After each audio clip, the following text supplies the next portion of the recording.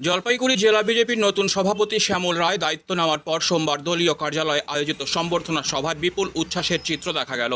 দলের নেতা কর্মীদের ভিড়ে কার্যত হলঘর উপচে পড়ার উপক্রম। কিন্তু এই উৎসবের মাঝেও রাজনৈতিক মহলের নজর কেড়েছে একাধিক দিক, বিশেষ করে দলের আভ্যন্তরীণ সমীকরণ। অনুষ্ঠানে দলের প্রাক্তন সহ সভাপতি ও বিক্ষুব্ধ নেতা অলোক চক্রবর্তীকে দেখা গেল ফুল হাতে অপেক্ষা করতে। একসময় যিনি শ্যামল রায়কে প্রকাশ্যে কটাক্ষ করেছিলেন, তিনি এবার সৌজন্য দেখিয়ে নতুন সভাপতিকে সম্বর্ধনা দিলেন। সাংবাদিকদের মুখোমুখি হয়ে অলোকবাবু বলেন, একজন বিজেপি কর্মী হিসাবে নতুন সভাপতিকে শুভেচ্ছা জানানো আমার কর্তব্য, তাই এসেছি। কতক্ষণ দাঁড়িয়ে আছে? এই ঢুকলাম সবাই। দেখেছেন? না, এটা আমার নৈতিক দায়িত্ব। দলের একজন সভাপতি নির্বাচন হয়েছে, তাকে স্বাগতম জানানো আমার এটা দলীয় দায়িত্ব। আপনার সাথে সভাপতি কথা হয়েছে? এখন পর্যন্ত হয়নি, তবে আশা রাখছি সবাইকে নিয়ে তিনি চলবেন।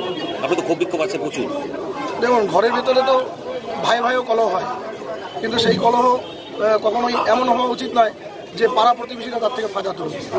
আমরা চাইব সবাই মিলে একসাথে ঐক্যবদ্ধ হয়ে যে স্বৈরাচার সরকার গোটা পশ্চিমবঙ্গ জুড়ে চলছে, সেই সরকারকে যাতে আমরা উৎখাত করতে পারি। মানুষের স্বার্থটা সবার আগে। আমার সাথে সব আছে, হলদিবাড়ি সবাই এসেছে। হবে মোটামুটি 150-200 লোক হবে। সবাই আছেন, ওয়েট করছে, তার সাথে সাক্ষাৎ করবেন কেউ। তো আমি কোন জেলা সভাপতির কাছে আমি আশা করি সবাইকে নিয়ে তিনি চলবেন এবং এই স্বৈরাচারী সরকার উৎখাত করতে যা যা পরিকল্পনা করা দরকার, পুরনোকে পাথেয় করে নতুনদের উদ্যমকে কাজে লাগিয়ে তিনি এগিয়ে যাবেন, এটাই।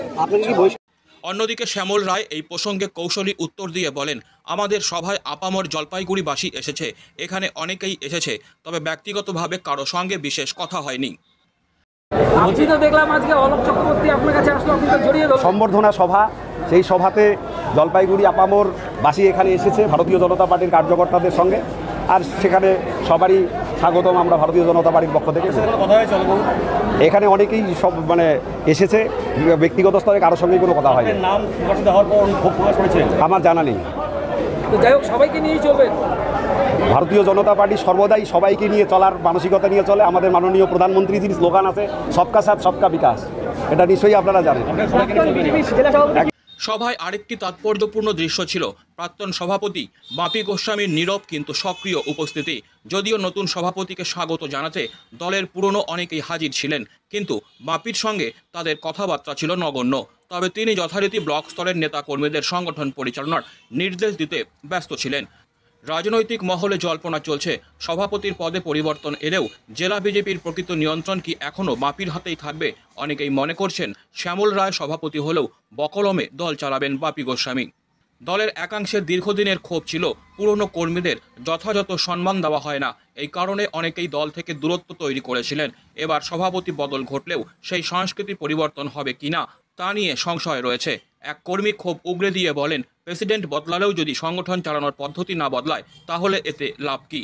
দলের অভ্যন্তরে এই সমীকরণ আগামী দিনে জলপাইগুড়ি বিজেপির ভবিষ্যৎ নির্ধারণ করবে। আপাতত নতুন সভাপতির সম্বর্ধনার উচ্ছ্বাসের মধ্যেই দানা বাঁধছে দলের ভবিষ্যৎ দিক নির্দেশনা নিয়ে নানা প্রশ্ন।